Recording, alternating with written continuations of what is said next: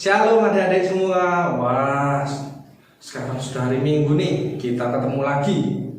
Sekarang hari Minggu, waktunya sekolah Minggu. Berarti kita mau memuji Tuhan bersama-sama, belajar tentang firman Tuhan bersama-sama. Oke, sudah siap? Ya, sebelum itu mari kita berdoa. Lipat tangannya, tutup matanya, kita berdoa. Tuhan Yesus, kami mau memulai pada sekolah Minggu ini. Tutup bungkus kami semua dengan kuasa dan nama-Mu Tuhan, supaya tidak ada panah iblis yang dapat menyerang dan mengganggu kami. Biarlah Tuhan, kami datang dengan penuh sukacita dan kembali dengan sukacita Tuhan. Terima kasih, dalam nama Tuhan Yesus Kristus kami siap untuk memuji dan memuliakan nama-Mu. Haleluya, amin. Yuk kita memuji Tuhan.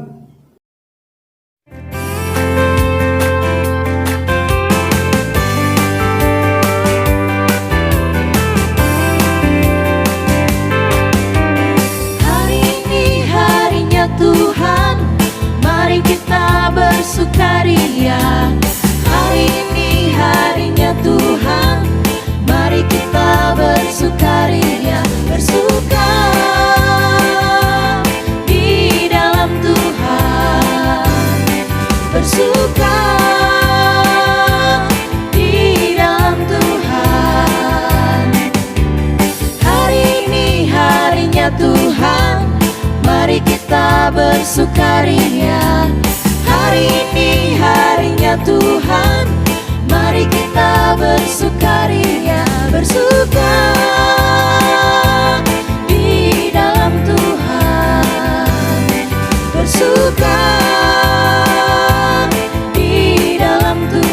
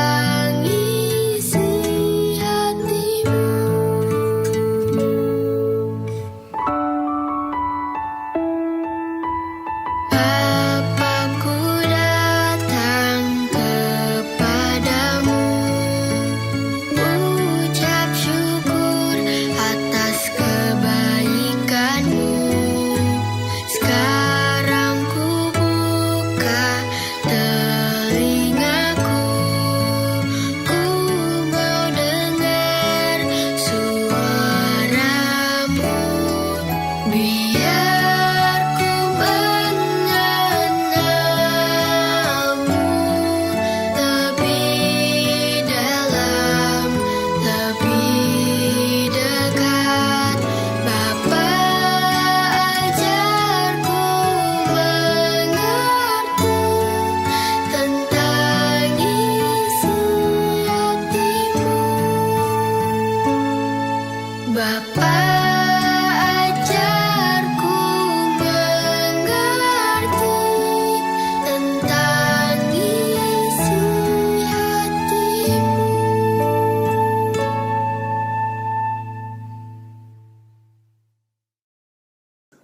Wah, seru sekali nih pujiannya. Sekarang kita sudah memuji Tuhan, sudah memuliakan Tuhan. Waktunya kita belajar tentang kebenaran firman Tuhan. Mari kita berdoa lagi yuk. Lipat tangannya, tutup matanya. Tuhan Yesus, kami sudah memuji Engkau, memuliakan nama-Mu Tuhan. Biarlah pujian penyembahan kami menjadi dupa yang harum dan menyenangkan Engkau. Sebentar, kami mau belajar tentang kebenaran firman-Mu. Biarlah dari firman ini kami belajar Tuhan, kami bisa menjadi tanah yang subur supaya benih firman ini bisa berbuah di dalam hati kami. Terpujilah nama Tuhan, hanya di dalam nama Tuhan Yesus Kristus kami sudah berucap syukur. Haleluya, amin. Ya, sekarang siapkan Alkitabnya yuk. Kita belajar tentang firman Tuhan. Kita buka di Matius Perjanjian Baru awal-awal. Kita buka di ayat 13. Masih seputar tentang perumpamaan ya. Kali ini enak banget. Ayatnya cuma 2. Loh Kak, cuma 2. Cepet dong. Harusnya cepet. Oke, Matius pasal 13 ayat 45 dan 46. Dengan perikop perumpamaan tentang harta terpendam dan mutiara yang berharga. Wah. Yuk kita baca bareng-bareng. Yuk ikuti KK. 1, 2, 3. Hal kerajaan surga itu seumpama harta yang terpendam di ladang, yang ditemukan orang, lalu dipendamnya lagi. Oleh sebab sukacitanya, pergilah ia menjual seluruh miliknya lalu membeli ladang itu. Kemudian pula hal kerajaan surga itu seumpama seorang pedagang yang mencari mutiara indah. Setelah ditemukannya mutiara yang sangat berharga, ia pun pergi menjual seluruh miliknya lalu membeli mutiara itu. Wow, 2 ayat cepat sekali. Tapi nggak berhenti di situ saja. Terus Kak, apa arti perumpamaan ini? Nah, kita coba beda ya. Perumpamanya pakai KK aja nih biar gampang.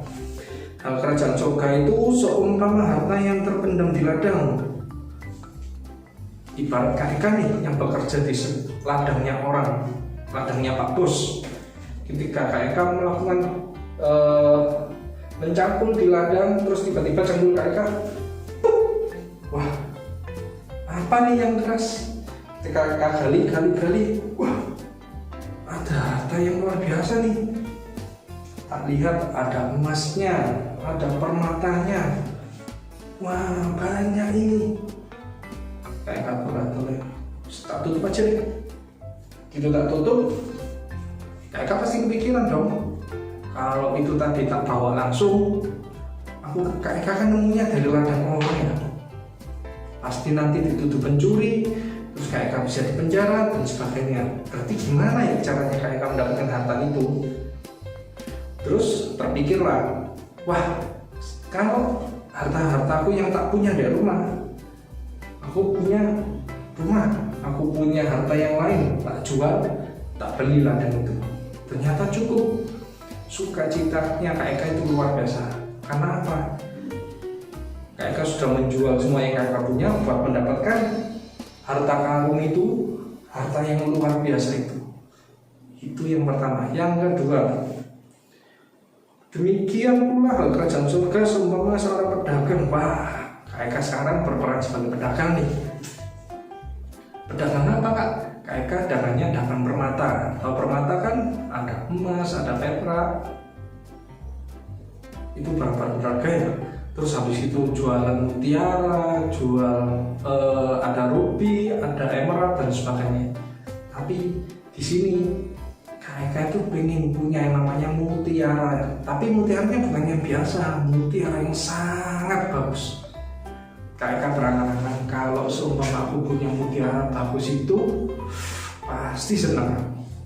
Terus setelah ditemukannya mutiara yang sangat berharga itu, ia pun pergi menjual seluruh miliknya lalu membeli mutiara itu. Wah, sama seperti orang yang kerja di ladang tadi. Begitu Kak Eka nih menemukan, itu mutiara yang tak mau tadi, yang tak pengen selama ini. Akhirnya apa yang gitu Kak Eka, berapa harganya? Waduh, kok mahal? Ya udah, Kak Eka jual semua permatanya Kak Eka, semua hartanya Kak Eka buat mendapatkan mutiara tersebut. Terus apa yang terjadi? Kak Eka luar biasa sukacitanya, sangat senang. Lah terus Kak, apa hubungannya sama ini? Nah, siapa harta karun itu yang ditemukan di ladang? Terus siapakah mutiara itu? Jawabannya adalah Tuhan Yesus. Wah, di perumpamaan ini orang dengan susah payah menjual semua hartanya supaya mendapatkan belas kasih Tuhan Yesus. Sedangkan kita, apakah kita sekarang harus bersusah payah seperti itu? Jawabannya tidak. Kita sudah mengenal Tuhan Yesus dari sebelum-sebelumnya. Bahkan kalau belum tahu dan baru mengenal sekarang, wah itu puji Tuhan sekali. Tuhan Yesus itu adalah sosok yang luar biasa. Nah terus kalau kita sudah punya Tuhan Yesus, apa yang harus dilakukan? Sama halnya kayak tadi nih, harta karun. Kalau punya harta karun yang banyak tapi tidak bisa mengelolanya dengan baik, habis nggak? Habis dong. Ya kan? Sukacitanya cuma di awal aja, di situ habis ya sudah. Terus mutiara, yang punya mutiara bagus tadi, kalau nggak dijaga dengan baik, kira-kira mutiaranya rusak nggak? Ya rusak, hilang nggak? Hilang. Bisa hilang dicuri, bisa rusak ternyata waktu kayak kafe semua, saking semuanya nggak hati-hati akhirnya jatuh pecah, rusak, kayak kan sedih. Terus gimana dong? Masa hubungan kita sama Tuhan Yesus juga seperti itu? Jawabannya tentu enggak. Ada caranya. Seperti apa? Nah, terus kita punya Alkitab. Kita bisa baca Alkitab itu setiap hari. Terus kalau orang zaman dahulu, kalau mau berhubungan sama Tuhan, mereka harus datang ke bait Allah, membawa persembahan dan sebagainya. Tapi zaman sekarang enggak. Kita berdoa dengan sungguh-sungguh. Tuhan Yesus, aku mau bertemu dengan Engkau. Tuhan Yesus, aku mau ngomong sama Engkau. Bisa ngomong secara langsung. Enak bukan? Terus, kalaupun kita sudah punya kemudahan itu, apa yang harus kita lakukan selanjutnya? Kita harus mengerti 3 poin ini. Poin pertama adalah mengerti bahwa Tuhan Yesus adalah harta yang terpendam dan mutiara yang indah. Seperti yang Kak Eka katakan tadi. Tuhan Yesuslah mutiara yang indah itu tadi, yang sudah kita dapatkan. Seperti itu. Terus menerima Tuhan Yesus dengan segenap hati. Wah, maksudnya apa Kak? Ya itu tadi, ketika kita sudah mendapatkan hadiah itu berupa mutiara yang indah, apakah kita bisa menjaganya dengan baik atau tidak? Kita harus menjaganya dengan baik. Terus yang ketiga adalah mencari dan memelihara persekutuan dengan Tuhan dan membaca firman Tuhan setiap hari. Wah, gimana nih? Apakah kita sudah membaca Alkitab setiap hari? Apakah kita sudah berdoa setiap hari? Itu pertanyaan buat diri kita sendiri. Kalau belum, mari kita lakukan bersama-sama. Oke? Sekarang kita buka satu ayat lagi, ayat hafalan kita di Yeremia pasal 29 ayat ke-13. Sudah ketemu? Ini ayat hafalan kita. Kayak baca ya. Apabila kamu mencari aku, kamu akan menemukan aku. Apabila kamu menanyakan aku dengan segenap hati. Loh, ini sudah jawaban dari 3 poin tadi loh ya. Sekarang bareng-bareng ya. Kata kamu diganti dengan nama. kata aku itu diganti dengan Tuhan. Oke, contoh, coba dulu ya Kak Eka. Apabila Kak Eka mencari Tuhan, Kak Eka akan menemukan Tuhan. Apabila Kak Eka menanyakan Tuhan dengan segenap hati. Dengan cara apa? Dengan berdoa dengan sungguh-sungguh, membaca Alkitab dengan sungguh-sungguh. Sekarang kita semua lakukan ya. Kata kamu diganti dengan nama dan kata aku diganti dengan Tuhan. Oke, 1, 2, 3. Apabila Kak Eka mencari Tuhan, Kak Eka akan menemukan Tuhan. Apabila Kak Eka menanyakan Tuhan dengan segenap hati. Dengan segenap hati dengan cara apa? Berdoa dengan sungguh-sungguh. Oke, demikian firman Tuhan. Kita sudah belajar bahwa Tuhan Yesus itu harta yang luar biasa. Tuhan Yesus itu seperti mutiara yang sangat mahal, sangat bernilai. Seperti itu. Dan kita harus menjaga dengan baik hubungan kita dengan Tuhan Yesus. Dengan cara apa? Berdoa dengan sungguh-sungguh, membaca Alkitab dengan sungguh-sungguh. Oke? Oke, mantap.